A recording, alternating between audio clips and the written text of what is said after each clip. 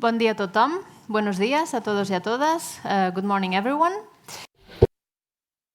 Presento, mi nombre es Eva García Chueca, formo parte del Consejo Asesor de la BTUI y básicamente mi puesto, digamos, que ocupo en estos momentos es de adjunta al Defensor del Pueblo de Barcelona, al Síndic de Greuges de Barcelona.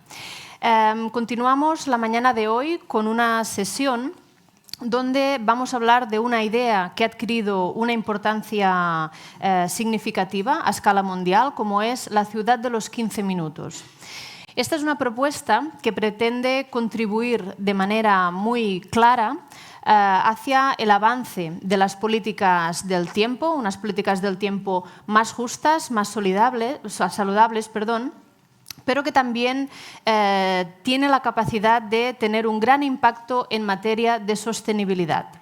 Y para hablar de estas cuestiones, ciudad de los 15 minutos, políticas del tiempo y sostenibilidad, hemos estructurado la sesión en 3 bloques.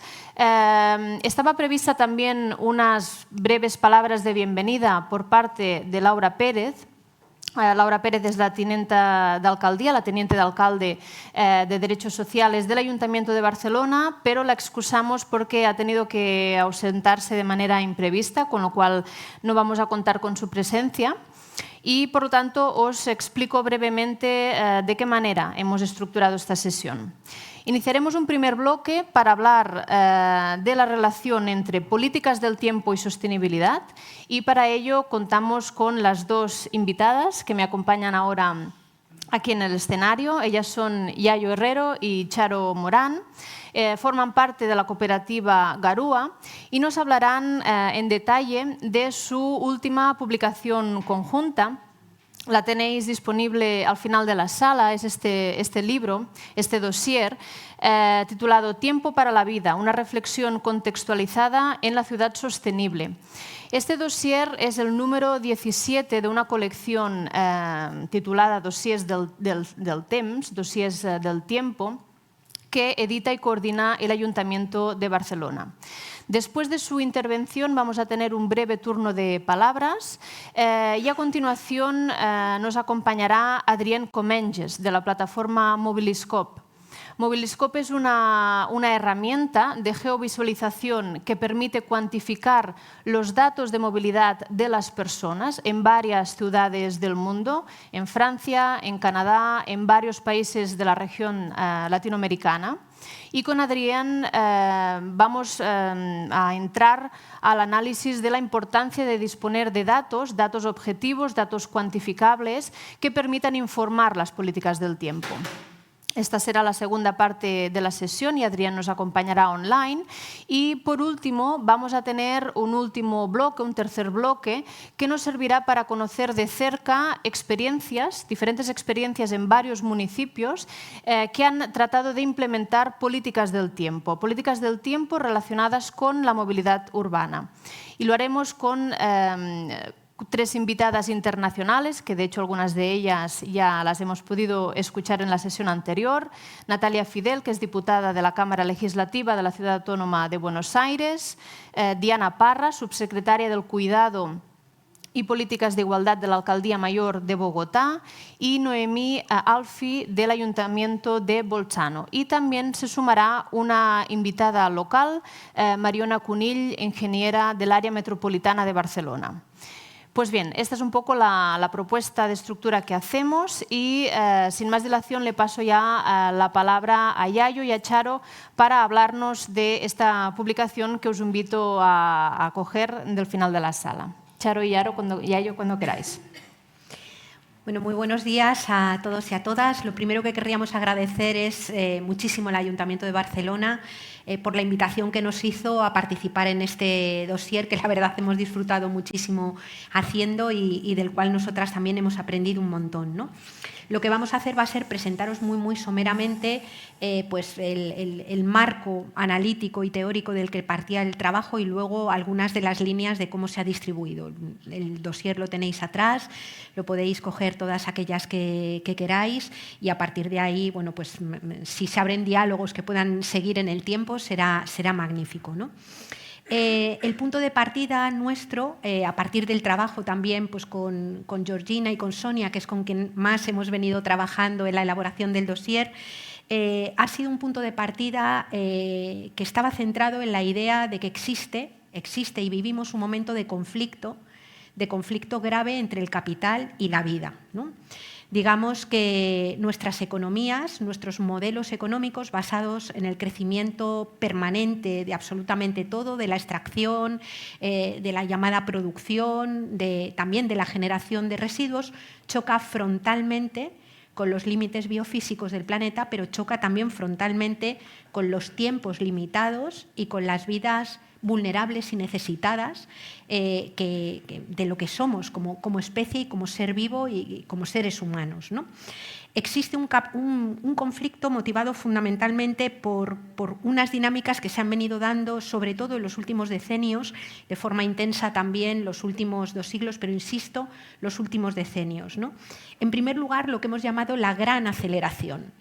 Cuando alguien contrasta la extracción y el uso de la energía fósil con el extractivismo de minerales, con el aumento de los tiempos dedicados al empleo, con el número de kilómetros que deben de recorrer las personas para hacer su vida cotidiana, con la dificultad, digamos, para atender las necesidades cotidianas de la vida, lo que vemos es que existe una fuerte correlación entre todos esos procesos. Es decir, lo que hemos llamado mayoritariamente y de forma hegemónica progreso, se ha construido sobre el crecimiento muy grande de la población y de sus consumos, sobre el crecimiento de la extracción de materiales finitos, sobre el aumento del deterioro, digamos, de los ciclos naturales que permiten que la vida se sostenga y sobre una intensificación de los tiempos dedicados a sostener cotidiana y generacionalmente la vida, ¿no?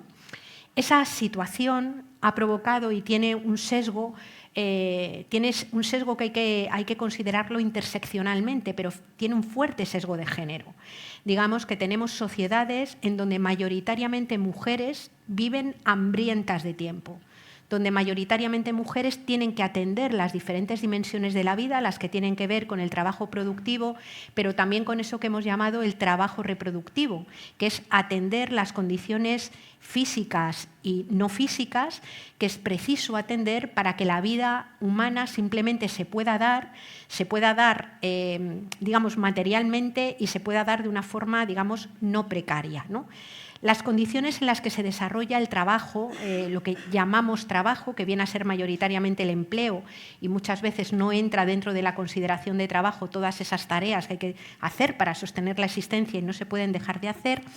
Digamos que la forma en la que se desarrollan todas esas dinámicas de trabajo, sobre todo en muchas sociedades, en sociedades industrializadas, se hace cada vez más precaria, ¿no? Y esa desigualdad tiene también un importante sesgo territorial. Es decir, cuando analizamos las relaciones norte global, sur global, lo que nos encontramos es que esta velocidad extractiva impacta de una forma muchísimo más brutal en países del sur global, en territorios que están siendo sistemáticamente utilizados como zonas de sacrificio al servicio, digamos, y en beneficio de otros sectores de población privilegiada que, protegida muchas veces por el poder económico, también por el poder político y no nos olvidemos también por el poder militar, sostiene estilos de vida absolutamente veloces en el despilfarro de bienes finitos y de tiempos finitos, mientras que cada vez más gente va quedando fuera, ¿no? Por tanto, podríamos analizar esa situación y esa diferencia desde la perspectiva de clase, desde la perspectiva de género, desde la procedencia. No es lo mismo para las personas migradas que para las que no lo son, no es igual para las personas más mayores que para las que no lo son, es decir, generando toda una especie de jerarquía interconectada de desigualdades y de violencias y dominios que es preciso abordar, ¿no? Decimos que la dimensión temporal de esta crisis es clave. Es decir, hemos analizado con mucha más frecuencia desde cuando trabajamos desde la sostenibilidad de la vida, la territorial, la que impacta en los territorios, pero la otra dimensión que explica la vida humana, que es la temporal, está presente en ese conflicto entre el capital y la vida, ¿no? Y de una forma intensa. Hemos tratado, para hacer el análisis, es decir, lo que hemos hecho ha sido tratar de explicar en qué medida el tiempo está presente y el uso del tiempo en términos biológicos, en términos ecológicos y en términos sociales está presente en ese conflicto capital-vida, y después hemos intentado establecer un paradigma alternativo desde el que tratar de revisar y hacer una propuesta de transformación.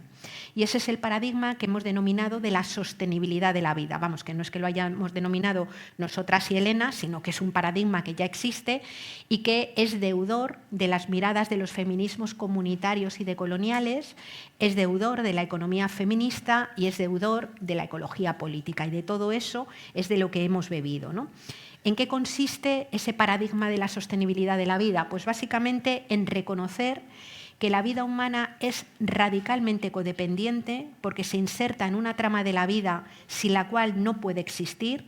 Es esa trama de la vida de la que se obtiene energía, materiales, alimentos, agua, es decir, todo lo que hace falta para poder sostener la existencia. Y en el reconocimiento también de la interdependencia, es decir, el reconocimiento de que somos seres cuya vida transcurre encarnada en cuerpos que tienen necesidades, en cuerpos que tienen que ser atendidos, y en el reconocimiento de que una vida independiente, completamente autónoma, es una fantasía, ¿no? Digamos que, desde nuestro punto de vista, la esencia del sujeto patriarcal es alimentar esa especie de fantasía de la individualidad que hace creer que la vida de algunos seres humanos es básicamente independiente y autónoma. Esto solamente es posible porque en otros lugares invisibles, territorios, animales, plantas, microorganismos, ciclos naturales y una enorme cantidad de trabajo que no es denominado como tal y que es realizado mayoritariamente por mujeres muchas veces articuladas comunitariamente, es imprescindible para que esa vida se pueda sostener.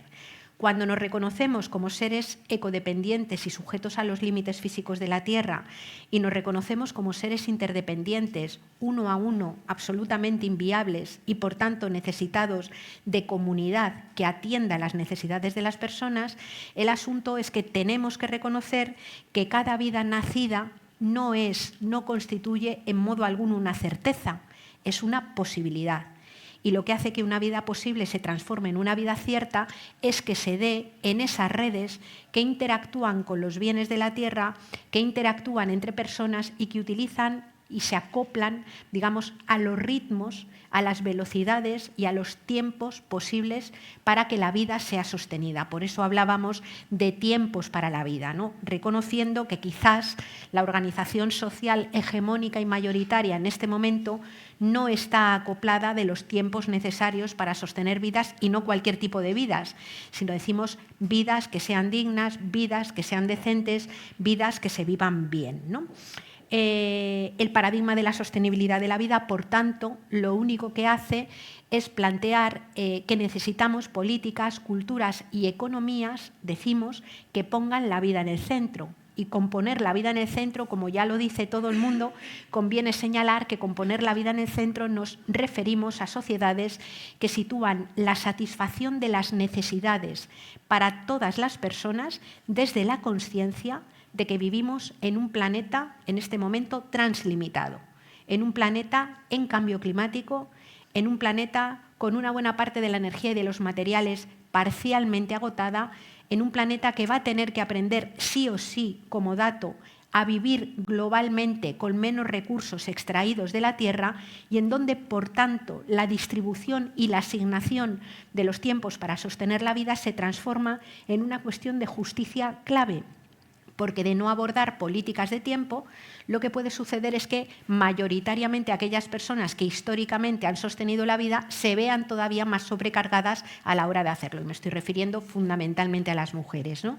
Como no es un trabajo de mujeres, como es un trabajo del que se tiene que corresponsabilizar toda la población y también todas las instituciones, como no lo vamos a hacer solamente las mujeres, es por eso que es necesario repensar también la política pública y la política cotidiana desde esta sostenibilidad de la vida. Bueno, pues ahora que ya os ha planteado un poco el marco teórico en el que nos hemos movido para hacer la estructura de la guía y las propuestas que añadimos, os voy a comentar un poco cuáles son los ejes de trabajo que hemos tenido en cuenta, ¿no? Siempre desde esta mirada de la sostenibilidad de la vida que os contaba ya yo. Hemos dividido los ejes de trabajo en 3 bloques temáticos. Uno de ellos es el metabolismo urbano, es decir, todo lo que necesita una ciudad para que funcione. Entonces, las ciudades en la actualidad lo que se caracterizan en una demanda creciente de recursos que muchas veces tienen largas distancias, que tienen un paradigma global y además generan muchas más residuos y emisiones que cualquier otro contexto. Y eso, todo lo que suponga reducir esa parte material del funcionamiento de la ciudad, poniendo en el centro la sostenibilidad de la vida, va a significar que van a entrar más dentro de los márgenes de la sostenibilidad ecológica y la justicia social. El segundo bloque que hemos tenido es en la estructura y la gobernanza de la ciudad.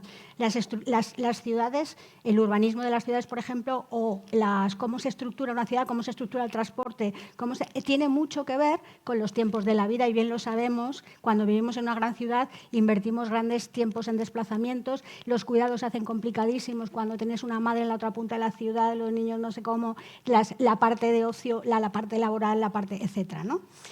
Y el último bloque que hemos contemplado es el que llamamos tiempo para la vida y nuevos imaginarios. La idea es que necesitamos, de alguna manera, transitar hacia nuevas formas de ver la realidad. En una situación en la que en la actualidad estamos en situación de translimitación, tenemos que repensar cómo hemos llegado hasta aquí, tenemos que partir de un diagnóstico, pero tenemos que generar entre todos y todas imaginarios posibles y deseables. Y ese es el bloque tercero que hemos puesto sobre la mesa. Entonces, simplemente, pues muy brevemente, para también dejar tiempo al resto y recuperar un poquito de tiempo, pues, por ejemplo, el tema del metabolismo urbano, ¿no? Hemos tenido en cuenta 4 aspectos. Hemos tenido en cuenta la dimensión temporal del binomio energía-clima, o sea, diríamos que son 2 caras de la misma moneda. El modelo energético tiene que ver con la crisis climática en las que estamos imbuidos, pero es que además tiene mucho que ver con el tiempo. Los combustibles fósiles estuvieron durante millones de años en las entrañas de la Tierra formándose y prácticamente en 300 años vamos a quemarlos todos, bueno, no todos porque algunos eran inaccesibles, ¿no? Pero y los hemos difundido a la atmósfera. Y esto es un choque temporal de unas dimensiones enormes. Por tanto, sí que tenemos que transitar hacia un modelo energético basado en las energías renovables, pero en cualquier caso tenemos que hablar también de cómo reducir las demandas energéticas a escala global y a escala sobre todo de las ciudades, de tal manera que hay muchas poblaciones empobrecidas que sus tasas de consumo energético son bajísimos, incluso hay zonas del planeta en las que no tienen electrificación, ¿no? Entonces, tiene que ser este decrecimiento tiene que ser asimétrico, mirado desde la justicia social, ¿no? Pero también sabemos que muchas veces son las mujeres las que más tienen problemas en cuanto, por ejemplo, en los indicadores de pobreza energética, ¿no? Porque muchas veces sus ritmos diarios, sus formas de organizar lo cotidiano hacen, ¿no? que tengan empleos más precarios. Y eso también tiene que ver con todo esto, ¿no? Y, por tanto, también hablamos de soberanía energética, ¿no? Qué hacer y cómo también cuestionar el modelo energético vinculado a las renovables en cuanto a la parte mineral o material que tienen estas fuentes renovables, ¿no? Hemos propuesto simplemente vamos a decir alguna de las propuestas, no vamos a ser exhaustivas en todas ellas, pero, por ejemplo, hemos propuesto hacer una auditoría energética que relacione toda esta mirada, tiempo, energía y género, ¿no? Para que las políticas que se propongan desde los municipios estén acordes con esta mirada de sostenibilidad de la vida.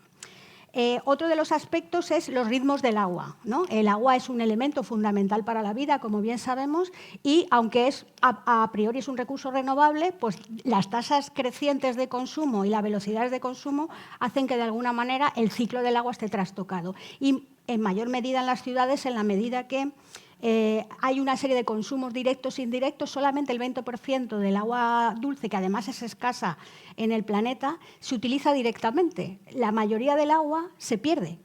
se pierde no solo en sistemas de distribución, sino también el agua de lluvia, por ejemplo, en las ciudades, debido a que hay una situación de aislamiento, de hormigón, de cemento, que hace que no sea permeable, pues se va a la red de alcantarillado cuando sería un agua perfectamente recuperable. Entonces, lo que tenemos un poco también las propuestas es cómo acompasar el ciclo del agua de las ciudades con los ciclos del agua a escala más planetaria, ¿no? Viendo cómo recuperar esas aguas que se pierden y cómo también evitar todos los procesos de contaminación. Si mezclamos las aguas residuales con el agua pluvial, eso va a tener que pasar todo por una depuradora, ¿no? Bueno, pues sería un poco la escala temporal en este tema.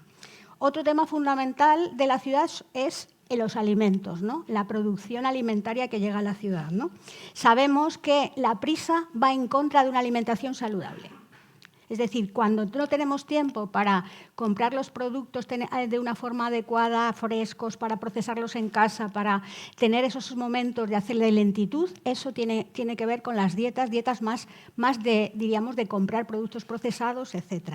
También sabemos que, en especial en este contexto, las mujeres tenemos más hambre de tiempo y que muchas veces estamos comiendo en una esquina algo rápido porque dentro de la gincana diaria, ¿no?, de cotidianidad, pues se nos hace difícil, ¿no?, buscar ese tiempo fundamental para alimentarnos. Pero también sabemos que el modelo agroindustrial, una de las cosas que caracteriza es que dopa a los cultivos con excesiva cantidad de fertilizantes, pesticidas, para incrementar la productividad y generar varias cosechas en un mínimo espacio de tiempo, ¿no? Tenemos que volver a los ciclos lentos de la vida, a la agroecología, que es otra forma distinta, ¿no?, de producir los alimentos y también tener en cuenta la cercanía. Aquí hay un montón de iniciativas municipales de las que tirar, en las que Barcelona está, ¿no?, como el Pacto de Milán o la Red de Municipios por la Agroecología, que son ya muchas ciudades que están pensando en cómo abastecerse de alimentos de calidad con escala bioregional, es decir, lo más cercano posible, fomentando también esos vínculos entre el medio rural y el medio urbano. Y por último, en este bloque, una de las características de las ciudades es que estructuralmente genera muchísimos residuos. Residuos de todo tipo, gases de efecto invernadero, basuras y también efluentes líquidos, ¿no? Bueno, pues cuando hablamos de las 3 R's, que el mantra de las 3 R's, pues básicamente las dos primeras R's, la de reutilizar y la de reducir, se nos olvidan, ¿no? O no hay políticas públicas para trabajar en esa línea, ¿no? Y pensamos que es por ahí por donde más políticas habría que hacer, ¿no? Básicamente, cuando preguntamos a la población ¿qué haces en favor del medio ambiente? Reciclar envases, ¿no? Y nos quedamos ahí, ¿no?, cuando deberíamos de tener en cuenta el tema de la producción de residuos desde una forma precautoria, ¿no? Y apostar por una economía verdaderamente circular, una economía que se acompase a los ritmos cíclicos y lentos de la naturaleza, ¿no? Bueno, pues esto hemos propuesto una serie de cosas, pero, por ejemplo, una de las ideas es que los puntos verdes de recuperación de basuras sirvan verdaderamente para recuperar, para donar, porque básicamente lo que hacemos es separarlos ahí y muchas veces se pierden todos esos recursos, ¿no? Bueno, como una de las ideas. Y un plan de alargascencia, ¿no?, para tener en cuenta cómo alargar la vida útil de las cosas. En el segundo bloque, que es el que tiene que ver más con la cuestión de la estructura y la gobernanza, hemos partido también, al igual que en el conjunto del documento, de la necesidad en este momento de unir y hacer conjuntas las agendas de sostenibilidad ecológica, la agenda de justicia y la agenda de tiempo y la agenda de feminismo. ¿A qué me refiero? ¿Y qué hemos utilizado para ello? Pues hemos utilizado una propuesta que se empieza a utilizar cada vez más en ciudades y países, y en concreto la ciudad de Barcelona la ha adoptado, que es la propuesta de la economía de la rosquilla de Kay Raworth, ¿no? Es decir, hay un techo ecológico que no se debe superar, y dentro de ese techo ecológico un suelo mínimo de necesidades que es preciso atender para toda la población, ¿no? La idea es que entre ese suelo mínimo de necesidades y ese techo ecológico es donde podemos construir espacios temporalmente justos y temporalmente seguros para toda la población. En términos de estructura y gobernanza, nos hemos centrado en primer lugar en las cuestiones que tienen que ver con el urbanismo y la movilidad, que nos parece que son absolutamente claves. Es decir, en el marco de la ciudad, el replanteamiento de los diseños urbanos de los sistemas de transporte son absolutamente fundamentales. El transporte se lleva la parte del león del uso de combustibles fósiles y también una parte fundamental de las generaciones de la generación de gases de efecto invernadero, y por tanto todas las propuestas que hemos ido planteando van más orientadas a la cercanía, a la diversidad también, de la consideración de la diversidad de personas que habitan la ciudad y por tanto de las diferentes maneras de moverse y habitarla. Propuestas que tienen que ver también con el comercio local, sobre todo favorecer el comercio de cercanía y de proximidad, básicamente porque es muy importante fabricar cercanía, es decir, una clave básica que tiene que ver con el uso del tiempo y también con el uso de recursos es básicamente promover la cercanía, ¿no? Y bueno, pues en tiempos en donde el consumo inmediato, la compra inmediata a partir de grandes plataformas que traen los productos de muy lejos, con además un trabajo absolutamente precario, nos parece que es crucial, ¿no? Y luego hemos apostado también por soluciones fundamentalmente basadas en la naturaleza. Quiere decir que cuando tú te alías con la propia naturaleza en la ciudad hay muchas cosas que mejoran casi sin hacer nada en cuanto la dejas hacer, y soluciones también basadas en la comunidad. Nos parece que es absolutamente clave que la política pública incorpore a la comunidad como un factor clave, digamos, para asumir un urbanismo y una movilidad diferente, ¿no? En segundo lugar, hemos también hecho propuestas basadas en lo que hemos llamado en el informe, tirando del título del libro de Eric Klinenberg, Palacios del Pueblo, ¿no? Él en su libro llama Palacios del Pueblo a todos esos equipamientos e infraestructuras como pueden ser bibliotecas, espacios deportivos, residencias de mayores, centros de día, centros de atención primaria hospitalaria, que son espacios comunitarios absolutamente claves en el marco de las ciudades, ¿no? Son espacios en donde la comunidad se puede forjar, donde se reúne gente y donde además confluyen en un mismo tiempo personas para resolver necesidades con las que podemos trabajar, ¿no? Por ejemplo, hemos reforzado una cosa que ya la ciudad de Barcelona ha empezado a hacer, que es promover toda una red de refugios climáticos. Es obvio que no hay ni minerales ni energía para que cada cual pueda tener aire acondicionado en su propia casa de forma individualizada, pero sin embargo sí que podemos tener espacios colectivos en donde las olas de frío o las olas de calor puedan ser asumidas con unos criterios pues más desde lo común, ¿no? desde el digamos el cuidado de lo común, ¿no? El tercer elemento que hemos trabajado en este marco de estructura y gobernanza ha sido bueno, pues toda la cuestión, decía antes, de la transformación de los modelos de comercio, bueno, ya lo comentaba antes, y por último hemos incidido también en todas las cuestiones de salud, ¿no?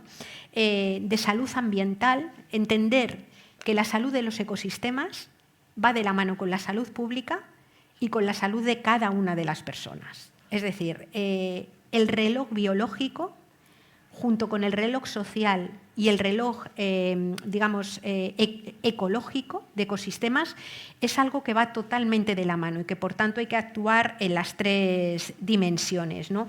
Hemos incorporado muy tímidamente algunos elementos, porque para nosotras ha sido un descubrimiento, algunos elementos que tienen que ver con la cronodisrupción. Ayer Diego nos pudo plantear en su intervención algunas líneas de trabajo que a mí me parecieron que abren caminos para repensar y que además cuando lo piensas desde la perspectiva que él planteó, intuyes rápidamente los hilos de conexión también con ese otro abordaje, digamos, de los tiempos para la vida, ¿no? Y desde ahí es desde donde hemos ido articulando pues, propuestas en este eje. Bueno, pues ya acabamos con el tercer bloque, que hemos titulado Tiempo para la vida y nuevos imaginarios. Y el bloque este trata un poco de ver cómo cambiar las gafas con las que vemos la realidad, cómo volver otra vez a repensar muchas de las cosas que nos han traído hasta aquí. Algunas de las cosas que hemos aprendido serán válidas y las tendremos que recuperar, pero algunas otras quizás no son válidas para el contexto al que vamos, ¿no? Y entonces hemos pensado que en general Pues la población pues sí que tiene información, aunque dispersa e inconexa muchas veces, ¿no?, de la situación de translimitación en la que estamos. Pero a veces no se aborda desde las emociones o desde los imaginarios. Y creemos que eso es un ámbito muy importante para trabajar en la sostenibilidad, con el concepto y la idea, ¿no?, del marco conceptual de la sostenibilidad de la vida.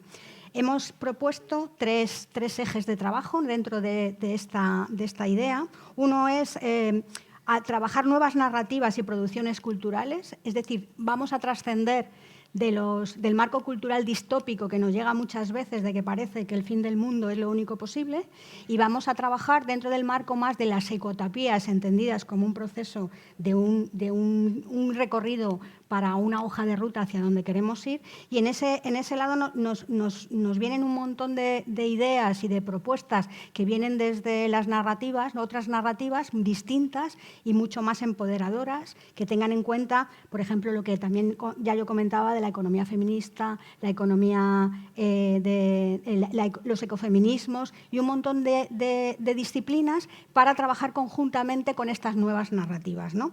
Y hablábamos, pues, propuestas como, por ejemplo, museos locales de exploración de estos imaginarios o generar espacios creativos, ¿no?, para trabajar los cómics, las startups, no sé, todas las herramientas que tenemos con estos nuevos imaginarios y además transmitir la idea de futuros deseables y posibles, ¿no?, que dentro del marco de una buena vida, ¿no?, y unos tiempos para la vida. Luego, el segundo tema que teníamos era compasar los tiempos de la ciudad con los tiempos cíclicos de la naturaleza. Todos estos procesos que se están llevando a cabo ya en muchas ciudades, ¿no?, de ralentización de las ciudades, pero también de renaturalización de las ciudades, en las que hay muchos espacios de intervención, desde los propios alcorques de la ciudad, de donde están los árboles, hasta los tejados, los balcones, las paredes, pero no solo esos espacios, sino también determinados descampados que hay en todos sitios, volver a trabajarlos desde el punto de vista de la biodiversidad. Espacios, además, que tienen una doble cometido. Primero, cultivar biofilia, es decir, hacernos volver otra vez a la idea de que somos parte de la naturaleza y que dependemos de ella, y que sean estructuras estables con las funciones sistémicas estables, pero también son espacios de cuidados, espacios de socialización, espacios en los que nos sentimos mucho más a gusto, ¿no?, y en las que también combatir patologías de esta sociedad de la prisa. Entonces, hay un montón de iniciativas. Se están llevando a cabo, por ejemplo, muchas iniciativas de renaturalización de ríos, ¿no?, como los ríos pasan muchas veces por las ciudades ocultos casi, ¿no?, en plan gris y sin que los disfrutemos, ¿no?, pues cuando muchas veces dejamos de agredir a los ríos o agredir a las costas o agredir a los bosques urbanos, vuelve la vida, ¿no?, y ver un poco cómo trabajar esa idea. Y por último, pues también queríamos trabajar el tema de los aprendizajes necesarios para un futuro resiliente, ¿no?, para un futuro que tenga en cuenta todos estos aspectos, ¿no? Y bueno, pues trabajamos desde la idea de la competencia ecosocial, ¿no?, y no solamente esta competencia ecosocial tiene que estar circunscrita al sistema educativo formal, sino a toda la ciudadanía, ¿no? Y los espacios en los que las personas nos podemos reunir, ¿no? En Barcelona, por ejemplo, cuenta con el Plan de Barrios o con la red de centros cívicos. Estos espacios son espacios de construcción colectiva, de también conocimiento ecosocial, ¿no? Esta idea de la competencia ecosocial, aparte del saber qué, ¿no?, qué saberes son necesarios de aprendizajes necesarios que tenemos que poner en el centro, también hay que saber hacer, es decir, hay que poner en marcha iniciativas, experiencias, alternativas colectivas que nos sirvan para poder imaginar otras formas de estar en el mundo, y también una forma de ver la realidad que tenga que ver con el saber ser, un planteamiento más actitudinal y ético ante la vida, ¿no? En la medida que interiorizamos esta competencia ecosocial o interiorizamos todos estos aspectos en clave de ganancia, ¿no?, de que merecen la pena y que además nos van a proporcionar unas mejores vidas, también serán mucho más significativos y muchos más estables en nosotras, y huiremos un poco de todas estas, a veces caer en estas ecofatigas, ¿no?, que muchas veces caemos todos y todas, ¿no?, las personas que nos creemos estas cosas, porque de alguna manera las trabajamos en colectivo y hacemos que esto merezca la pena, ¿no?, que el propio camino merece la pena, ¿no?, independientemente de al final si hemos conseguido todos los objetivos o no. Simplemente decir que Barcelona creo que en este sentido también está a la vanguardia de muchas cosas, que en los comedores toda la competencia ecosocial, diríamos más de contenidos o de educación formal, también se nutre del qué hacer desde el municipalismo, proponiendo los comedores escolares ecológicos y sostenibles. Lo que comentaba Yayo de los refugios climáticos, ¿no?, dentro de los centros escolares, como sitios además en los que todo el barrio se puede reunir. O todo el tema de los bicibuses escolares, como los espacios, la revuelta escolar que surge aquí, ¿no?, en Cataluña, de reivindicar espacios seguros de los niños y las niñas de cara a los colegios, ¿no? O, bueno, pues todo lo que tiene que ver también con una rehabilitación bioclimática, ¿no?, que supone dos cosas. Primero, que nos tenemos que adaptar al cambio climático, el cambio climático ya está aquí, además de pensar en cómo descarbonizar un poco todas nuestras vidas y cómo mitigar los efectos del cambio climático, ¿no? Bueno, pues este sería el último bloque. Y, bueno, pues simplemente para cerrar, ¿no?, nos ha parecido que es muy sugerente este tema, ¿no?, el tema del empoderamiento del tiempo, y que es muy potente para trabajarlo con alegría, ¿no?, y con esperanza activa. Muchas gracias.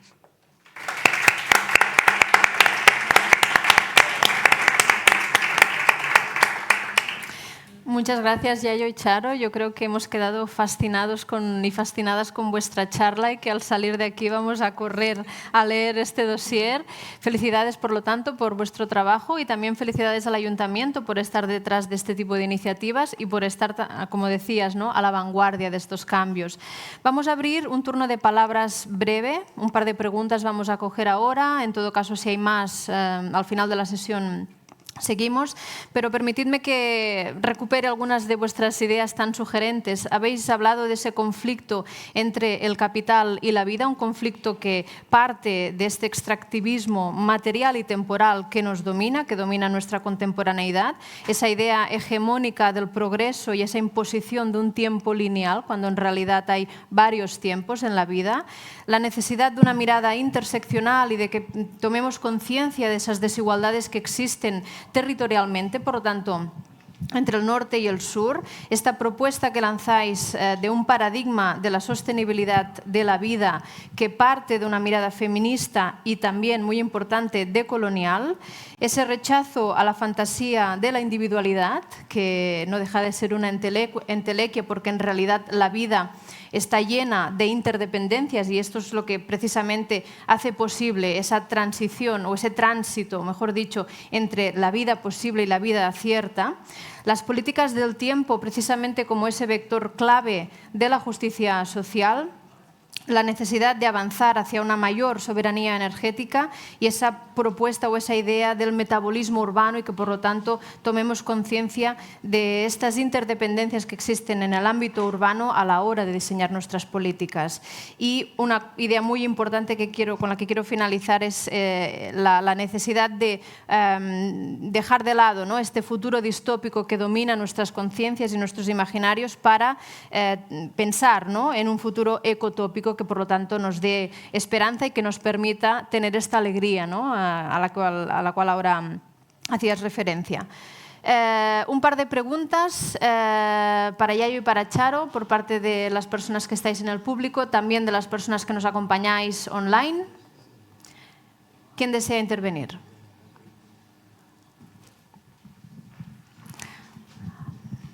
Si te quieres presentar brevemente, así te ubicamos y ya lanzar tu pregunta. Sí, gracias.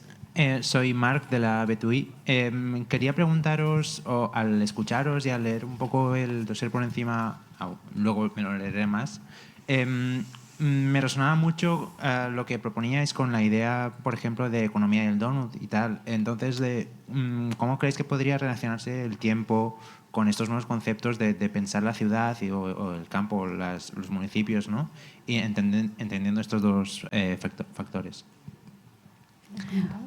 Vamos a tomar ahora otra pregunta Vale. y luego respondemos conjuntamente. Bueno, muchas gracias, Natalia Fidel de Buenos Aires. La verdad, fascinante sus exposiciones y mucho para pensar y digerir. Empezaron, como bien dijo la presentadora, empezaron hablando del conflicto entre capital y la vida y terminaron hablando del cambio cultural al que tenemos que tender. Y me parecía interesante o preguntarles si una estrategia para abordar este cambio de paradigma no puede ser, no solo que no hay tiempo, y vos hablaste de militarlo con esperanza y con alegría, pero también se puede buscar un argumento económico para hacer ese cambio de paradigma cultural, en donde hasta es un buen negocio cambiar de paradigma para fomentar un desarrollo sostenible. Simplemente eso, sí, dentro de la estrategia para cambiar ese paradigma, no entrarle también desde el dinero.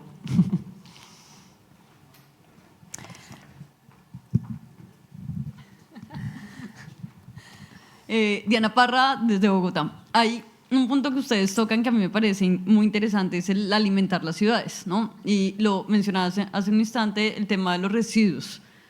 En las ciudades latinoamericanas, muy, digamos específicamente Bogotá, tenemos todo el tema, por ejemplo, de la población recicladora, pero también los residuos en Bogotá principalmente, digamos, pasan en muchas ciudades del país también. No hay una política de buen uso de los residuos, sino que terminan precisamente en los rellenos que no necesariamente son muy ambientales.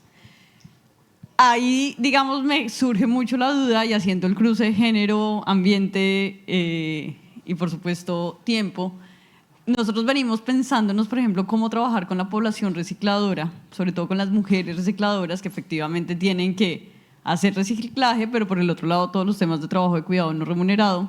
Y digamos, no hemos logrado entender todavía o tener un marco conceptual claro que nos permitiera hacer reflexiones mucho más profundas. Porque cuando uno toca temas de ambiente, ya hemos logrado con el ecofeminismo hacer esa intersección, pero no es claro todavía la intersección, digamos, con la gestión de residuos. O sea, siendo además un tema muy económico hoy en día, muy masculinizado, en donde la reflexión todavía no cabe. Entonces, no sé si ustedes tienen... O sea, simplemente para decirles que me ayuden a desenvolver un poco todo este como problema, porque no es tan claro todavía, al menos, digamos, desde lo que nosotros venimos trabajando, no es muy claro cómo lograr hacer esa intersección entre residuos, temas ambientales, por ejemplo, tiempo y género, porque no se logra, digamos, más allá de lo que pase, por ejemplo, con la vida de una mujer recicladora. Bueno, no sé si... Marcha, pues. No, vale. No, creo que ya yo lo he comentado un poquito, ¿no? Lo de la economía de la rosquilla o la economía del donut. Hay varias ciudades mundiales que se están abriendo a explorar este modelo económico, y básicamente, si no lo habéis visto en ningún momento, es como intentar que las políticas económicas y de los municipios en este caso, pero de cualquier organismo, estén entre lo que queda entre el techo ecológico que no deberíamos de traslimitar, es decir, todo aquello que coincide con que si lo traslimitamos la calidad de vida se ve perturbada, ¿no? Todo esto que estamos hablando, ¿no? El cambio climático, la pérdida de biodiversidad, la escasez de recursos, y que está basado en el informe de la Universidad de Estocolmo de los 9 límites planetarios, no sé si conocéis, ¿no? Que bueno, lo podéis buscar, que ponen en solfa 9 límites que no se deberían de sobrepasar, ¿no? En la introducción del informe está la referencia, y básicamente hemos traslimitado ya 6 de ellos, y además están interconectados, no solo el cambio climático, la pérdida de biodiversidad, que se conocen más, sino también los ciclos biogeoquímicos del planeta, el del nitrógeno y el fósforo, el agua dulce accesible para las plantas, y el último era todo el cóctel químico del que estamos rodeados, incluidos los plásticos, ¿no? Como que ya estamos en una situación de translimitación, ¿no? Y es el techo ecológico que plantea la economía del donut, pero también un suelo social de vida digna, que está basado, nosotros lo queremos argumentar de mayor medida, en el marco de las necesidades humanas. Es decir, no sé si conocéis la referencia también de Max Neff, el economista chileno, que habla que de necesidades humanas mucho más que de indicadores vinculados con tasas de consumo, ¿no?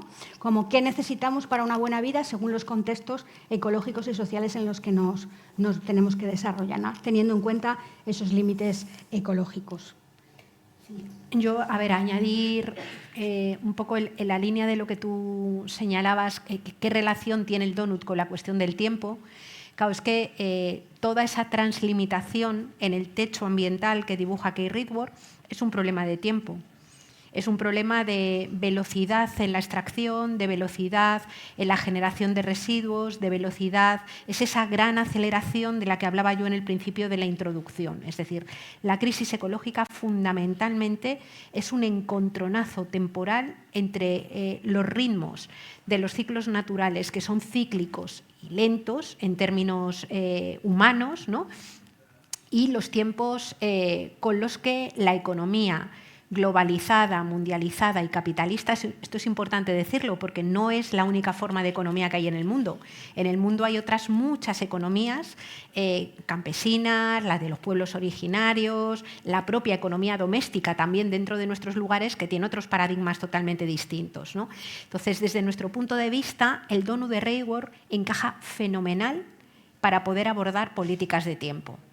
Porque básicamente lo que tienes es un conflicto temporal en el techo ambiental y unas necesidades que también requieren tiempo para ser... entonces, nos parece que puede ser un muy buen paradigma y nos parece además que la virtualidad que tiene el planteamiento de la economía del donut es que pedagógicamente es muy potente. Es decir, hasta ahora las agendas ecológicas han ido completamente divorciadas de las agendas sociales, iban cada una por su lado.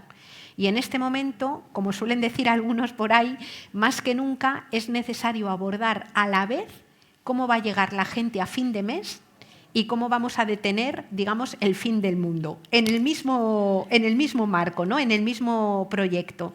Entonces, bueno, me parece que por eso nos parecía por eso que es muy potente, ¿no? En cuanto a lo que decía Natalia, a ver, yo a lo mejor es un poco polémico lo que planteo, ¿no? Pero el enfoque de la sostenibilidad de la vida fundamentalmente es un enfoque que lo que plantea es la necesidad de priorizar necesidades, cómo se sostienen necesidades.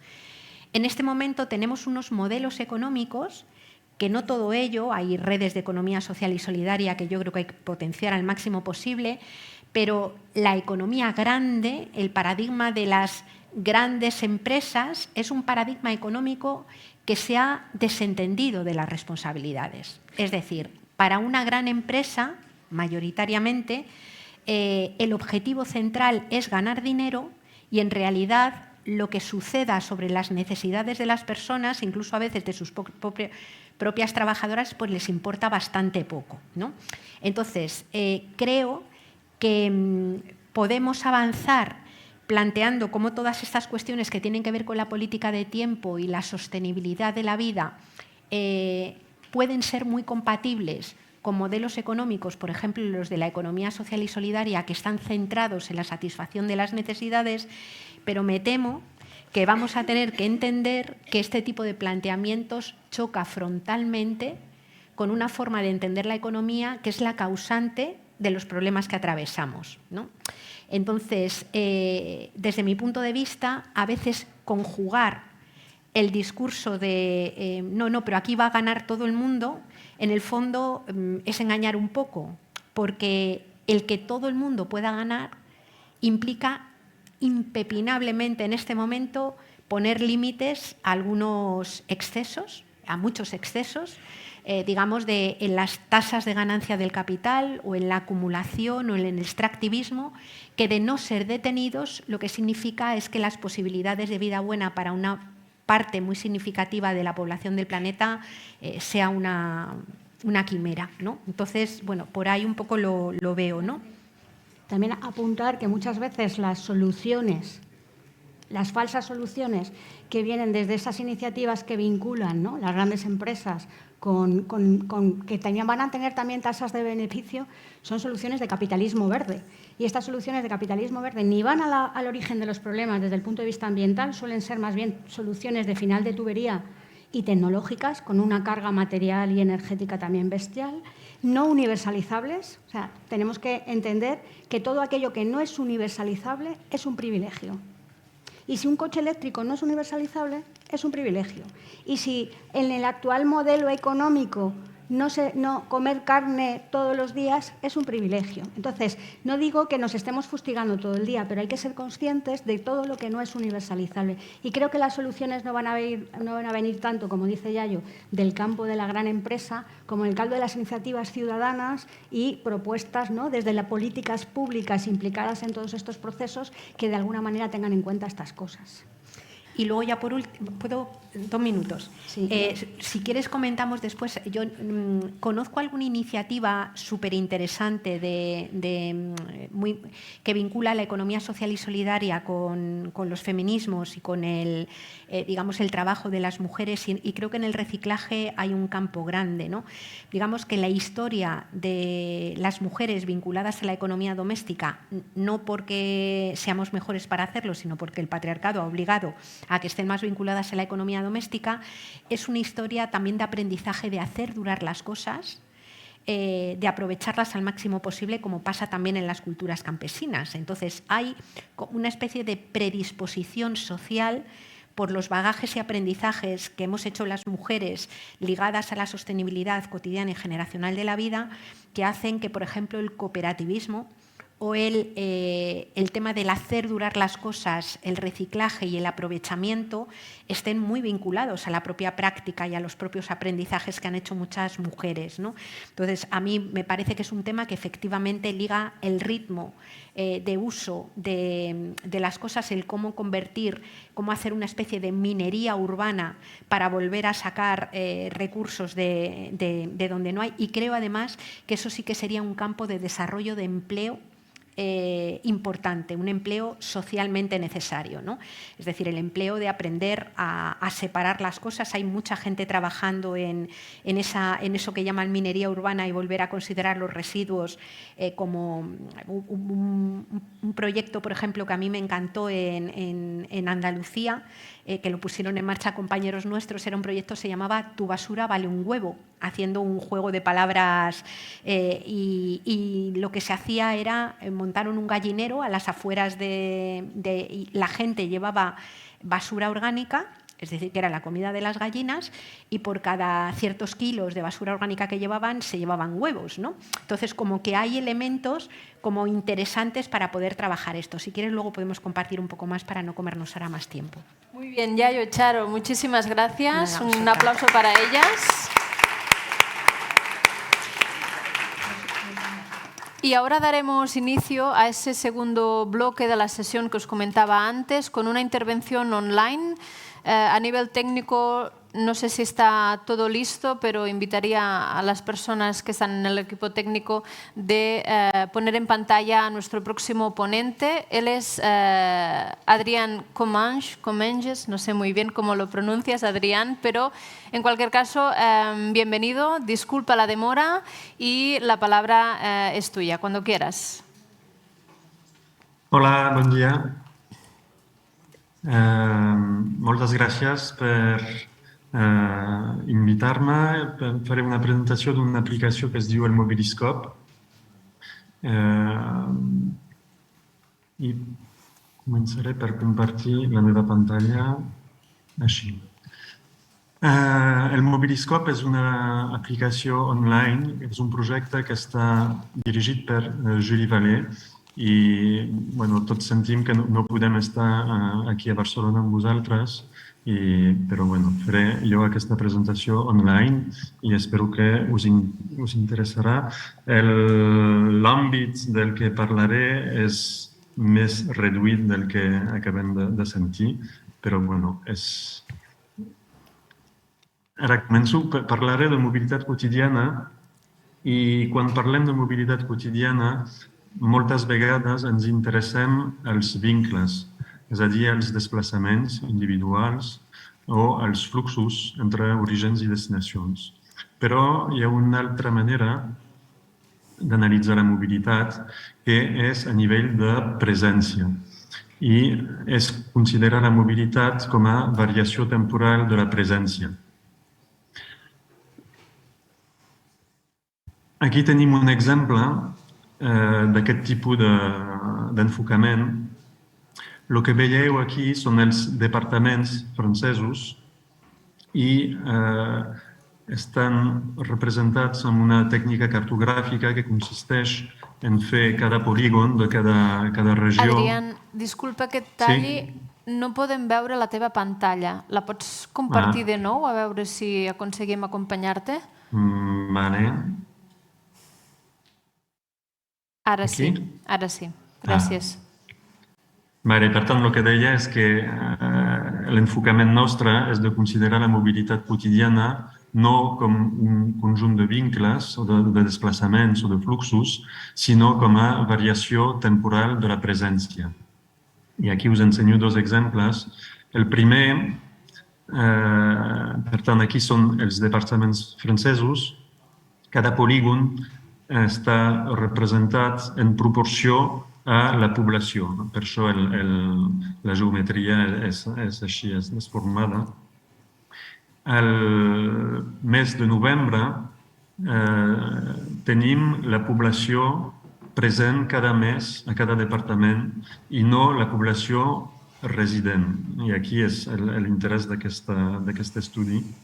Al mes de novembre no hi ha vacances i, per tant, el que veiem és més o menys la distribució normal de la població resident. I al mes d'agost el que passa és que tothom està fugint les grans metròpolis i sobretot la regió de París i tothom se'n va cap a la costa i és el que es veu molt clarament. En aquest estudi hi ha una diferència molt gran entre el que es fa des de sempre i aquest enfocament que estic del que estic parlant, que és que parlem de població efectivament present i no de població resident que coneixeríem pel cens de població.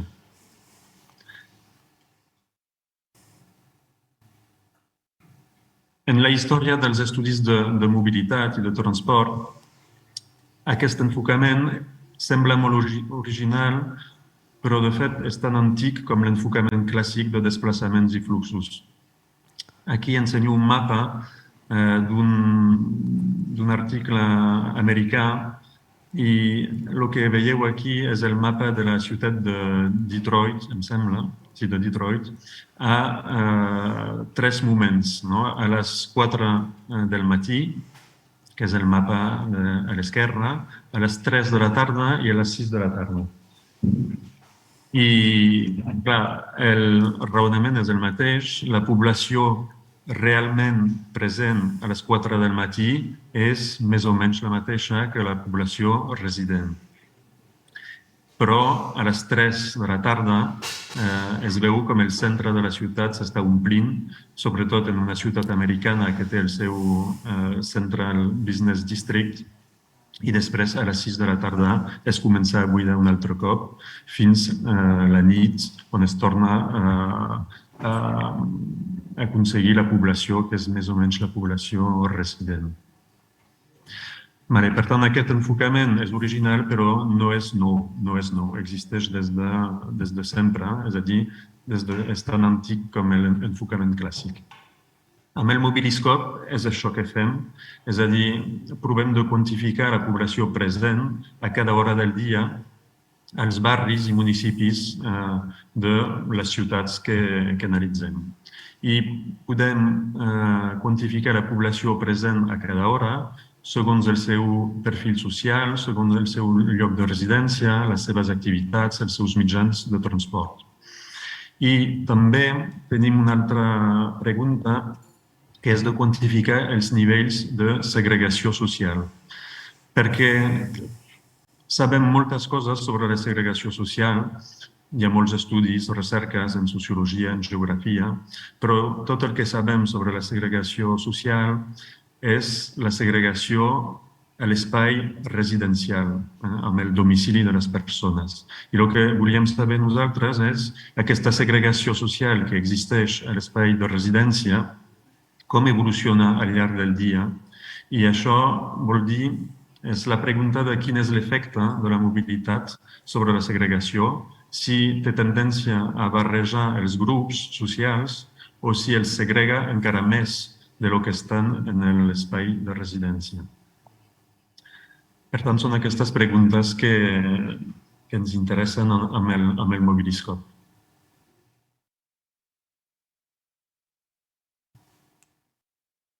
Aquí tenim uns exemples de qüestions, de preguntes científiques que podem respondre sobre segregació, comparar els nivells de segregació social entre les diferents hores del dia en una mateixa ciutat o comparar les ciutats entre altres. Podem també analitzar l'accés als serveis i, per exemple, en aquest mapa que us he ensenyat, el mapa de la població present, aquest mapa de la població present als 12 mesos de l'any, el primer organisme que va estar interessat en aquest estudi, en aquests mapes, va ser el Ministeri de Salut, perquè aquests mapes són de l'any 2006-2007 i en aquesta època el Ministeri de Salut volia saber a on havien de preveure les vacunes per la grip que hi havia en aquesta època, una grip aviària del 2006, i pel qual França va comprar uns 60 milions de vacunes. I clar, les vacunes s'han de posar on la gent realment està i no on la gent està resident. No? Per tant, la població present als mesos de l'any o a les hores del dia també és un tema molt important pel tema de l'accés als serveis. També pot ser interessant per la construcció d'indicadors. Per exemple, quan fem un indicador de victimització, de criminalitat o de qualsevol cosa, sabem el que posem al numerador en una proporció, però si al denominador posem la població resident, a vegades tenim un indicador que no vol dir res. I això els americans ho fan des de fa temps perquè tenen aquests centres, aquests CBDs, aquests Central Business Districts, que estan plens de persones durant el dia, però que estan buits durant la nit perquè hi ha poca població resident. I en aquest cas, tots els indicadors que fan, depèn de les ciutats, però en algunes ciutats construeixen indicador amb la població present durant el dia.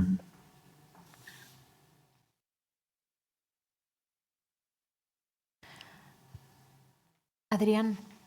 Sí. Anem una mica malament de temps i em comenten que caldria escurçar una miqueta la teva intervenció, si és possible. Gràcies. Tot això ho fem amb les enquestes de mobilitat quotidiana, que són enquestes que ens permeten saber on va la gent, amb quin mitjà de transport i a quina hora. I amb tot això estudiem no pas els desplaçaments, sinó les coses que es fan entre desplaçaments, és a dir, les activitats i les presències. Ara us ensenyo molt ràpidament la interfície del Mobiliscope. Tenim una versió en castellà, aquí es poden escollir les ciutats. Tenim una vintena de ciutats franceses, també a Canadà i a Sud-amèrica, també tenim Bogotà.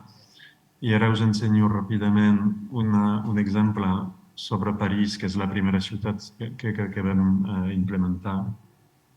Aquí tenim la línia temporal, es pot escollir des de les 4 del matí fins a les 4 de la tarda. Aquí es poden escollir perfil social, per exemple, l'edat, el sexe o el nivell educatiu o els ingressos. I aquí podem veure la variació temporal del nombre de persones i de la composició social, de la composició demogràfica a cada barri de la ciutat. I aquí a la dreta tenim uns indicadors i aquí us ensenyo aquest indicador que és la resposta a aquesta pregunta sobre la segregació. Aquí tenim un indicador que diu que la població segregada a l'espai residencial té tendència a ser menys alta durant el dia que durant la nit, cosa que vol dir que la mobilitat quotidiana té tendència a barrejar i no pas a segregar més els grups socials. bueno, no diré més, però aquí hi ha molts indicadors, moltes variables de categories de perfil social i una trentena de ciutats a 3 continents. Aquí a la presentació podreu veure tota la documentació. Tot això és sota llicència lliure, per tant es pot accedir al codi, es pot reproduir i també tenim en l'última diapositiva totes les referències científiques i els articles que hem publicat sobre aquest tema. Gràcies. Moltes gràcies, Adrián.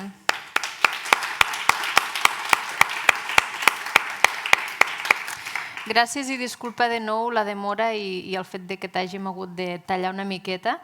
Realment la feina que feu des de Mobiliscope és fonamental per recollir dades que poden informar les polítiques del temps, per tant, felicitats.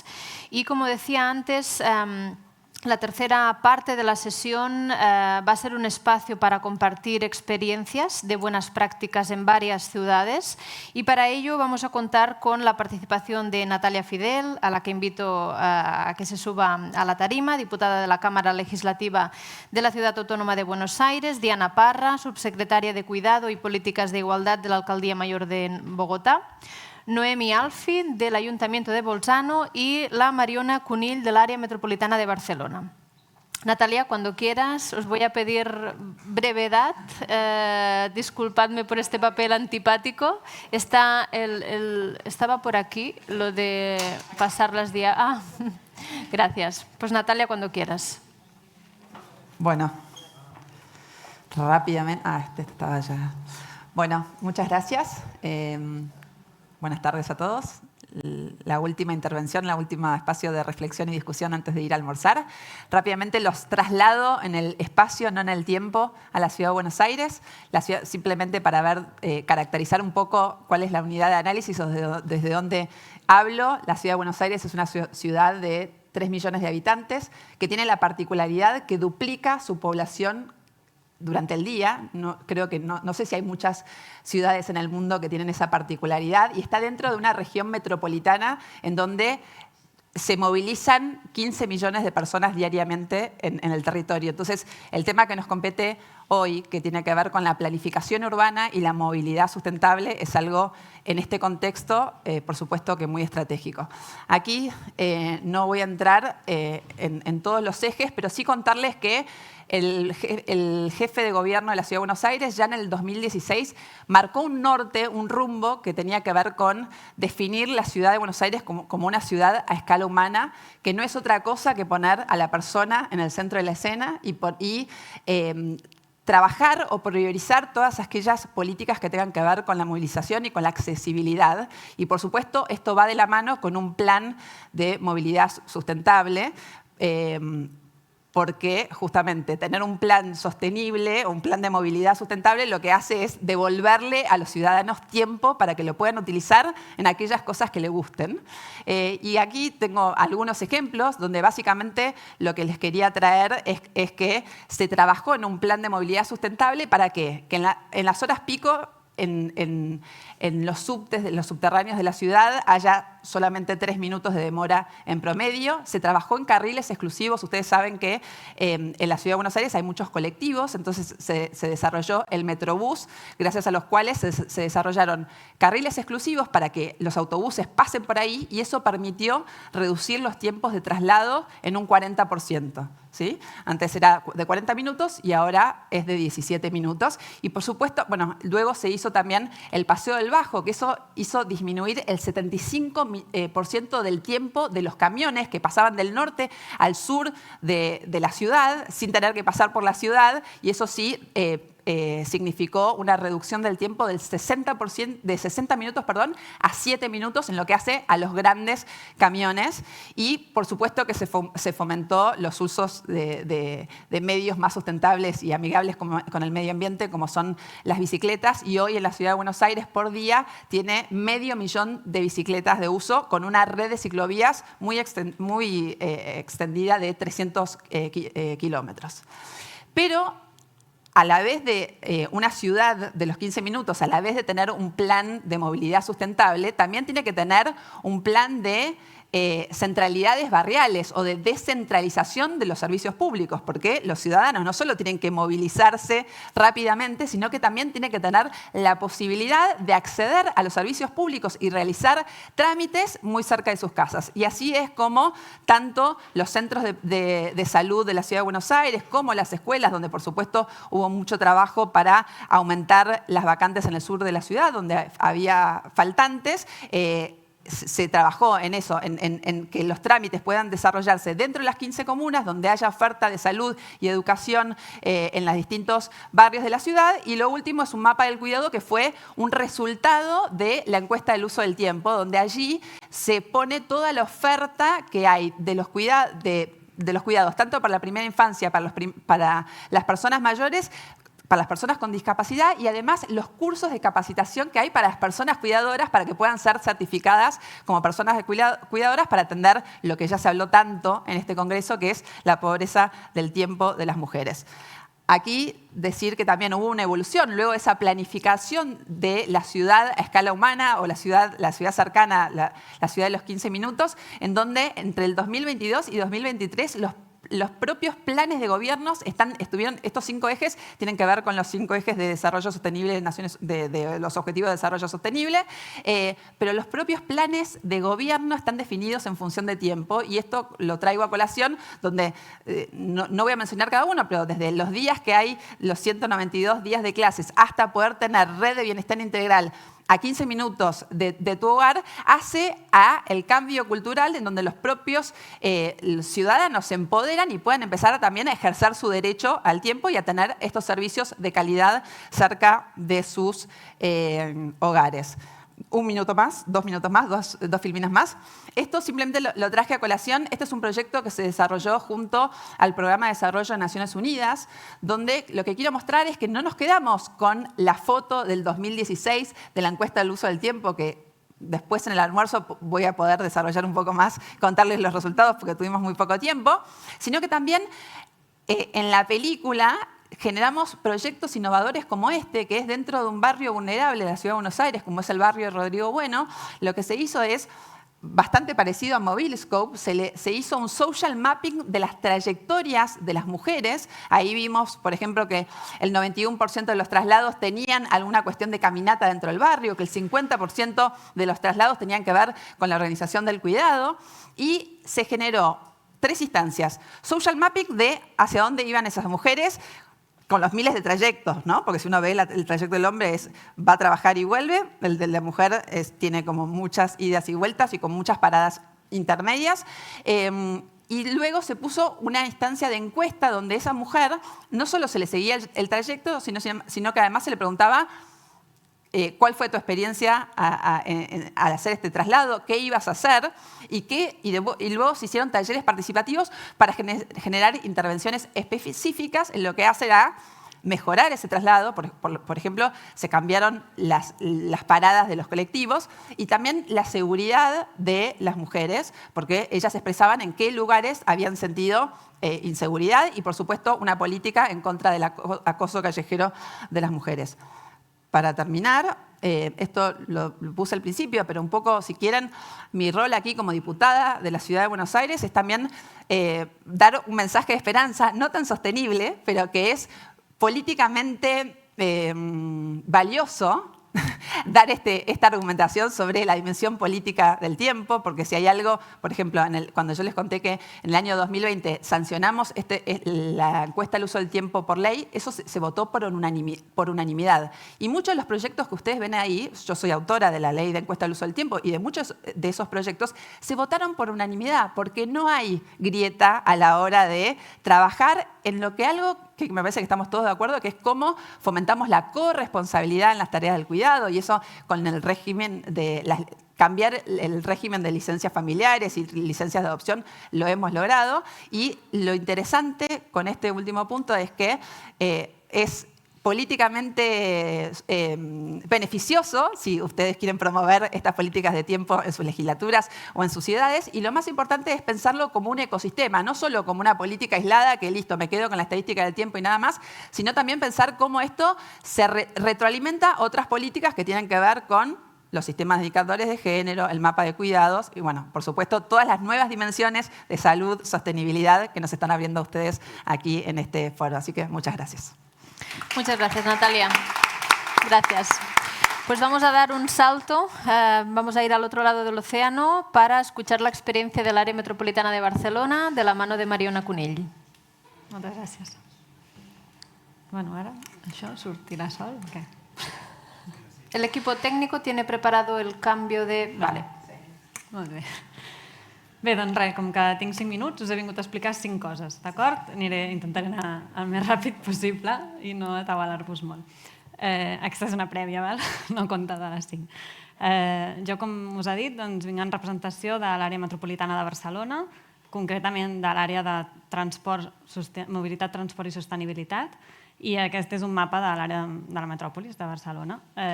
Tenim 636 quilòmetres quadrats i uns 3,2 milions d'habitants.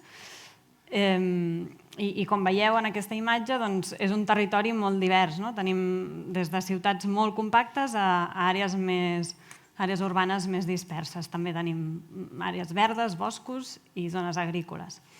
Per tant, la mobilitat en aquestes diferents poblacions, que no ho he dit però són 36 municipis incloent la ciutat de Barcelona, doncs té realitats molt diferents. Llavors, primera dada. Quan parlem de la ciutat dels 15 minuts i la traslladem al territori metropolità, ens posem al cap que en lloc de 15 minuts parlem d'uns 45 minuts. Tot i així, analitzant les dades de l'última enquesta de l'EMF, de l'enquesta de mobilitat en dia feiner del 2019, prèvia pandèmia, ens sortia que la mitjana dels desplaçaments que es duen a terme dins de l'àrea metropolitana tenen una durada de 22 minuts.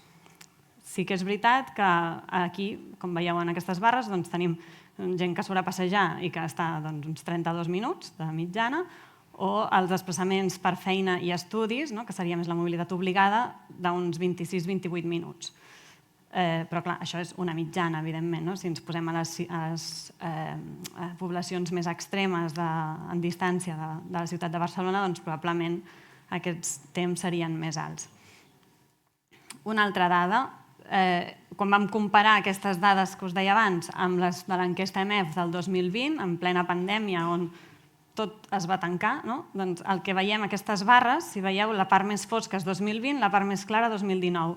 Veiem un retrocés en el temps de viatge de tots els tipus de desplaçaments. La tercera dada que us volia dir és que també sabem que el 83% dels viatges que tenen origen o destí de Barcelona tenen una distància de màxim 10 quilòmetres. Per tant, això també explica que els temps no siguin excessivament grans. Quarta idea, el concepte de la ciutat dels 15 minuts es basa en aquests valors, i aquests valors són els que no podem mai perdre de vista per aconseguir que la metròpolis també sigui una metròpolis de proximitat. Per tant, l'hem de posar la persona al centre i, per tant, fomentar els valors aquests vermells, l'ecologia, la proximitat, la solidaritat i la participació. I això, com ja ens han dit les nostres companyes d'abans, passa sí o sí per treballar els aspectes de mobilitat i diversitat d'usos del sòl i el disseny dels barris. És fonamental per poder garantir que la gent no hagi de fer llargs viatges per desplaçar-se per les seves necessitats bàsiques. I cinquena i última idea, què fa l'AMB per posar en pràctica això? Com també s'ha dit, la governança és clau també per les polítiques del temps i per la implementació d'aquesta ciutat o metròpolis de proximitat. I l'AMB, una de les coses que ha fet, i quan dic l'AMB em refereixo també a l'àrea de mobilitat, transport i sostenibilitat, és l'aprovació del Pla Metropolità de Mobilitat Urbana. Aquí el que fa és cosir tots els plans de mobilitat urbana dels 36 municipis i fer propostes que n'hi ha 100, propostes molt concretes de com fer que aquesta mobilitat tingui un caire metropolità i no ens fixem només en la mobilitat urbana de cada municipi. I això amb quin objectiu? Amb el de millorar la qualitat de vida de les persones de la metròpolis. És el principal objectiu. I aquest objectiu l'impulsem a través d'aquestes 100 mesures que es basen en aquests 4 pilars: la salut, la sostenibilitat, l'eficiència i l'equitat. I els principals objectius d'aquesta àrea de mobilitat, transport i sostenibilitat de l'AMB, que ara us donaré exemples de com els duem a terme, doncs és la millora de la competitivitat del transport públic en superfície, que és una de les nostres principals competències, donar una dimensió metropolitana a la mobilitat activa, és a dir, traspassar aquesta idea que només podem anar en bicicleta o a peu per fer les 4 compres del barri, no? Podem creuar la metròpolis si volem i estem dotant d'infraestructura perquè això sigui possible, aplicar principis de proximitat en tota la metròpolis i encaixar la logística urbana, que té una gran empremta ecològica en el nostre territori, doncs fer que aquesta logística urbana encaixi en aquest model de ciutat pacificada i propera. I aquí, molt ràpid, doncs, en el primer punt de transport públic, per exemple, doncs, hem enfortit la xarxa de prioritat del pas dels autobusos, igual com ens explicava en el cas de Buenos Aires. En el tema de la mobilitat activa ens centrem molt en ampliar aquesta infraestructura que tenim planificada des de l'any 2015, si no recordo malament, que és de la bicivia, que li diem, que és la xarxa ciclable metropolitana. En total són uns 500 quilòmetres de carril bici i any rere any anem implementant i millorant també la senyalització per crear aquests corredors de bicicleta. Pel que fa a la proximitat, també hem fet un pla d'accessibilitat de millores de les parades d'autobús per fer que siguin entorns agradables i convidin a utilitzar aquest mode de transport. I pel que fa a la logística urbana, doncs també treballem de la mà dels ajuntaments per implementar hubs o nodes urbans que serveixin per fer el repartiment d'última milla en modes sostenibles com, per exemple, la ciclologística. I fins aquí. Espero haver-ho Moltes encaixat. gràcies, Mariona. Pues bien, regresamos a América Latina para escuchar cómo desde Bogotá se está implementando este cambio con Diana Parra. Vamos a ver si aparece el nuevo PowerPoint.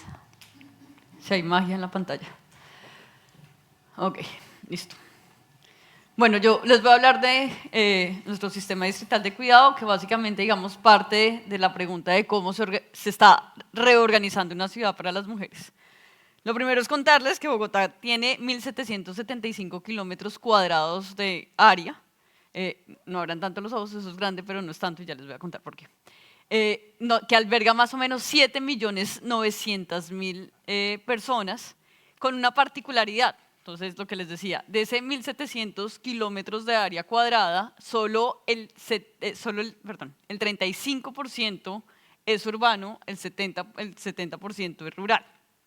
Eso tiene una particularidad y hace Bogotá una ciudad bastante densa, con un número de población importante, en donde el 52% son mujeres y el 48% son hombres. Aquí hablamos además que en el marco del sistema de cuidado hemos logrado tener información que no existía antes, como por ejemplo que de ese 52% de mujeres, que básicamente son 4.200.000 mujeres, el 30% realizan trabajo de cuidado no remunerado con más de 10 horas al día, digamos, en ese trabajo de cuidado no remunerado. Eso equivale más o menos al 1.2 millones de mujeres en Bogotá que se dedican de manera exclusiva al trabajo de cuidado no remunerado y que tienen unas características particulares. ¿Cuáles, por ejemplo? El 70% tiene secundaria como máximo nivel educativo. El 33% no cuentan con tiempo libre para, por ejemplo, hacer actividades físicas, de descanso, de respiro. El 90% tienen bajos niveles de ingresos económicos y el 20% tienen ya enfermedades crónicas diagnosticadas que, por supuesto, las va a convertir después en personas que requieren cuidado, ¿no? En este sentido, entonces, con esta información lo que podemos hablar es de una pobreza de tiempo que existe en las mujeres de Bogotá y, insisto, no es una proporción baja, es el 30% de la población de la ciudad la que está en este tipo de situaciones. Uy, esto casi no se ve. Bueno.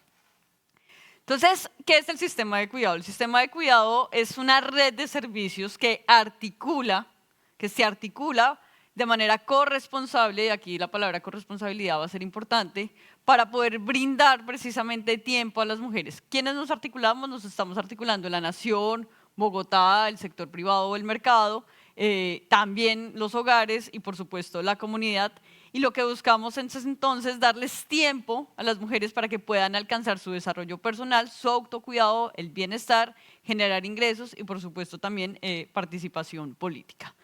Nuestro sistema de cuidado está basado en las 3 R's de la economía feminista: reconocer, redistribuir y reducir los trabajos de cuidado no remunerados. Y lo que hacemos es que brindamos diferentes servicios que, ya vamos a ver, se brindan de manera simultánea. ¿Qué servicios brindamos para las personas cuidadoras? Son servicios, digamos, absolutamente nuevos, no existían. Aquí vamos a dar servicios de educación, de respiro y de generación de ingresos. Y para las personas que requieren cuidado, lo que hicimos fue articular servicios sociales que ya existían en la ciudad, potencializarlos, ampliar los horarios y, por supuesto, llevarlos de manera cercana también a las personas. Y tenemos también una estrategia de transformación cultural que se dirige a hombres y familias y que busca precisamente invitar a que todos y todas cuidemos, pues porque a cuidar se aprende, básicamente. O sea, no nacimos con un chip. ¿Cómo opera el sistema de cuidado? Y aquí, digamos, es donde empieza un poco la reducción de tiempos. Opera a través de las manzanas del cuidado, los buses del cuidado, el cuidado casa a casa y, pues, por supuesto, las unidades operativas de cuidado que ya existían, como los colegios, los jardines infantiles, entre otros. Esto es lo que se conoce como una manzana de cuidado, que busca, digamos, sobre todo 3 cosas. Brindar servicios de cuidado de manera simultánea, de cuidado para las personas que requieren cuidado y para las personas cuidadoras, especialmente mujeres, como ya les decía. 2, aproxima esos servicios a la ciudadanía. Y 3, los brinda de una manera que sea flexible y con eso también, digamos, vamos cambiándole un poquito la lógica al Estado y a la burocracia estatal, que a veces es un poco mucho más rígida que ciertas cabezas. Lo que nos permite este tipo, digamos, de manzanas de cuidado, entonces, es consolidar servicios, pero además traerlos, digamos, y prestarlos de una manera mucho más próxima. En Bogotá, las distancias, y quienes lo conocen y han ido, saben que uno perfectamente entre un punto de la ciudad a otro punto se puede estar gastando entre 2 horas y media en transporte. No tenemos metros, ya se está construyendo en este instante 3 líneas de metro, pero es una de las ciudades, digamos, del mundo que 200 años después de su fundación no tiene metro. Y eso hace precisamente que la movilidad sea bastante compleja. Bogotá le ha apostado y es hoy en día la ciudad, digamos, capital de la bicicleta en Latinoamérica. Tiene un gran uso de biciusuarios de manera constante, pero además este tipo de reorganización que va a tener la ciudad, que ya lo estamos viendo y que ya está apareciendo, perdón, bueno, de acá está lo de transformación, no, pero me falta un momento que pasó algo. Había una mucho más en la vida real. Hoy en día, digamos, ya se está viendo y son manzanas de cuidado. Ya en este momento contamos con 12 manzanas de cuidado. Nuestra propuesta es dejar 20 manzanas de cuidado y lo que permite entonces es aproximar servicios, sobre todo en áreas de la ciudad donde tenemos grandes depresiones, digamos, socioeconómicas y donde antes la gente, para poder, por ejemplo, tener un servicio de salud próximo, tenía que trasladarse más o menos 1 hora. Entonces era el niño dejarlo en el jardín, de ahí trasladarse 1 hora, volver después, y esto efectivamente, digamos, iba generando bastante uso de tiempo. ¿Qué busca entonces este tipo y este prototipo de manzanas de cuidado? Entonces, generar esa proximidad de servicios, reducir los tiempos, tener también, digamos, espacios para economías alternativas que son tan importantes, rutas circulares. Entonces, esto le cambia la lógica, digamos, también al transporte público de Bogotá, que es bastante más lineal. Y, por supuesto, también espacios comunitarios para la socialización, espacios para poder brindar servicios de cuidado, espacios para poder darle cuidado a los niños, niñas, personas con discapacidad y personas adultas mayores y también peatonalizar ese tipo de espacios como son las manzanas de cuidado. Lo otro con lo que contamos, que les decía, no sé qué pasó, bueno, lo otro que les contamos son los buses del cuidado. ¿Por qué son importantes los buses del cuidado? Porque Bogotá, al ser tan grande, no, digamos, y al tener tanta ruralidad, no funciona solamente un modelo operativo como las manzanas del cuidado, sino que tenemos que llevar los servicios a la ruralidad también. En la ruralidad las distancias incluso son mucho más amplias entre una vereda y otra vereda, que serían como mini provincias. Se puede estar gastando una persona entre 3 y 4 horas, digamos, de desplazamiento. Entonces los buses del cuidado llevan los mismos servicios que se brindan en las manzanas de cuidado a la ruralidad e incluso a zonas de la ciudad donde todavía no tenemos manzanas de cuidado. Y el cuidado casa a casa también va a permitir eso. Entonces sabemos que hay personas que requieren altos niveles de apoyo de cuidado, lo que implica que la persona cuidadora, o sea, segundos, lo que implica que la persona cuidadora efectivamente no puede salir de su casa, entonces llevamos el cuidado casa a casa también. Y ya, yo creo que con eso puedo terminar. Y lo último es pues contarles que, como les decía, actualmente Bogotá tiene 12 manzanas del cuidado. Este es el croquis de Bogotá, 1.775 kilómetros cuadrados. Nuestra propuesta es dejar 20 manzanas del cuidado, es decir, en cada una de esas divisiones que ustedes se encuentran habría una manzana de cuidado, excepto en Sumapaz, que es otra localidad, que es la que lleva la ruralidad. Sumapaz es el páramo más grande del mundo, en donde tendremos buses, y ya tenemos buses de cuidado. Y la propuesta en el plan de ordenamiento territorial que adopta el sistema de cuidado, las manzanas de cuidado, como un eje estructurador de la ciudad, es dejar 45 manzanas de cuidado a 2035. Esto es importante decirlo, que este plan de ordenamiento territorial tiene un enfoque de género y precisamente las manzanas de cuidado, digamos, hay dos lógicas que tiene este plan de ordenamiento territorial. Una, proteger la estructura ecológica principal de la ciudad. Ustedes saben, Bogotá está a 2.600 metros, con un páramo gigante, digamos, que produce el agua que se consume en Bogotá y en los municipios aledaños. Eso lo hace, digamos, una ciudad bastante afortunada, ya voy. Porque el agua baja. Si Bogotá tuviera que extraer el agua y subirla a 2.600 metros, pues el costo de vida en Bogotá sería inviable, solamente, digamos, con el consumo de agua. Y lo otro, entonces, es el otro eje estructurador, es el sistema de cuidado, que permite entonces empezar a llevar los servicios de cuidados sociales, educativos y de salud de manera mucho más cercana a la gente para que no se den estos desplazamientos, y pasamos de tener 20 localidades a 45 unidades de planeación local. Entonces, por eso pensamos en 45 manzanas de cuidado en el 2035. Gracias. Diana. Y disculpas por tener que jugar un papel muy antipático. Vamos de regreso a Europa y damos la palabra a Noemi para conocer la experiencia de Bolzano. Gracias. Hi, good morning. Bon dia. Ja sé que tothom està famolenc a la sala, per tant, serà una presentació molt breu, no patiu, 5 minutets, ho prometo. Avui parlaré sobre la bicicleta a la ciutat de Bolzano, però d'entrada, doncs Bolzano és una ciutat molt petitona, no és ni com Bogotà, ni Buenos Aires, ni Barcelona. Tenim una mica més de 100.000 habitants, la superfície urbana és de 52 quilòmetres quadrats, la densitat de població és de 2.045 habitants per quilòmetre quadrat. Ara mateix tenim una xarxa de carrils bici d'uns una mica menys de 70 quilòmetres.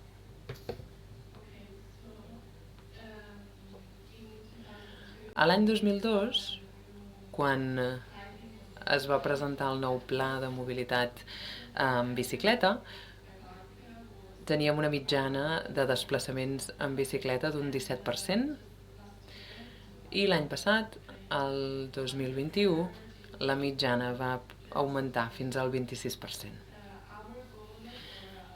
L'objectiu de cara als anys que venen, la idea és augmentar aquest percentatge i arribar a un 34%.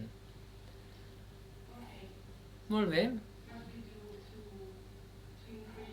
Què fem, doncs, per animar l'ús de la bicicleta a la nostra ciutat? La ciutat de Bolzano ofereix una mena de bicing amb estacions per tota la ciutat. Oferim també en diversos moments de l'any tallers de reparació de bicicletes, totalment de manera gratuïta pels ciutadans, i oferim també aparcaments de bicicleta a tota la ciutat, que són segurs per aparcar-hi la bici, i també animem a l'ús de la bicicleta per part dels ciutadans, tot organitzant activitats i actes que explicaré a continuació. Molt bé, doncs ens centrarem en els carrils bici i en com estan vinculats a les escoles. Com veiem aquí, en verd i blau apareix la xarxa de carrils bici i els cercles de blau claret són les escoles de la ciutat. Molt bé. Per tal de promoure l'ús de la bicicleta entre les criatures, aquest dia l'organitzem cada any, és el dia dels nens o les criatures en bicicleta i és per alumnes d'escoles primàries que se'ls anima a assistir a l'acte amb la seva bicicleta i han de dur a terme aquesta mena de gincana i se'ls atorga una llicència, com si fos un carnet de conducció de bicicleta al final, i és una oportunitat que tenen de treballar en la seva seguretat a l'hora d'anar en bicicleta per la ciutat. Són com els passos inicials per introduir-los en aquesta possibilitat.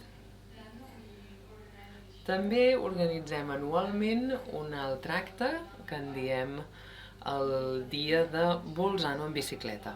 En aquest dia els cotxes no poden circular per la ciutat, només les bicicletes.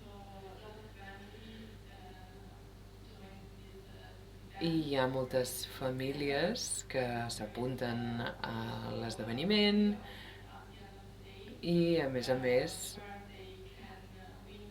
al final es fa un sorteig i es sorteja una bicicleta. És una bona ocasió per promoure l'ús de la bicicleta. Molt bé, tornem a l'alumnat. Sobretot ens hem de centrar en els instituts. A l'any 2018 vam dur a terme una enquesta entre estudiants de secundària i els vam demanar com valorarien la xarxa de carrils bici de la nostra ciutat. I la valoració general va ser molt bona, però volíem assegurar-nos que poguessin arribar de manera segura a l'institut. I vam anar-hi in situ i vam aplicar una sèrie de canvis.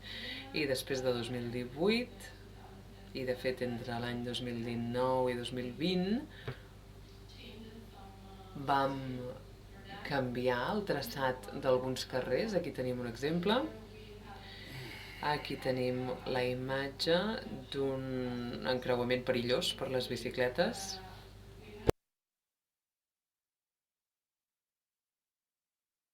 Aquí veiem diversos espais pels vehicles. D'acord, accelero.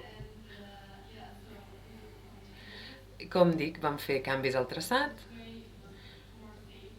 i així vam millorar la seguretat dels ciclistes que van a l'institut en bici. És només un exemple del que hem anat fent en els últims anys.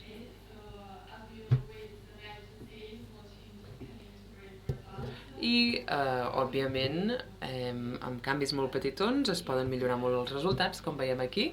Hem augmentat l'ús de la bicicleta entre l'alumnat de secundària, cosa que ens ha agradat moltíssim. A la mateixa enquesta també vam demanar als alumnes què pensaven sobre la infraestructura per les bicicletes. I com he dit abans, en general la valoració va ser molt positiva, però vam aplicar aquests canvis per fins i tot millorar-la. i el 12% de l'alumnat va dir que només anaven a l'institut en bicicleta, per tant, sempre en bicicleta, que ens va semblar un percentatge molt positiu. I si ens plantegem aquell alumnat que viu a la ciutat de Bolzano i no a la zona adjacent, doncs aleshores aquest percentatge puja fins al 23%. Les bicicletes, sobretot, són una opció quan les escoles estan a prop del centre urbà. Dissortadament tenim una molt bona xarxa, fins i tot, fins i tot per les escoles que estan més aviat als afores, però l'alumnat prefereix en aquest cas utilitzar el cotxe o el transport públic per desplaçar-se fins a l'institut. Moltes gràcies! Muchas gracias. Estas prisas que hemos tenido que tener, pero vamos realmente muy mal de tiempo.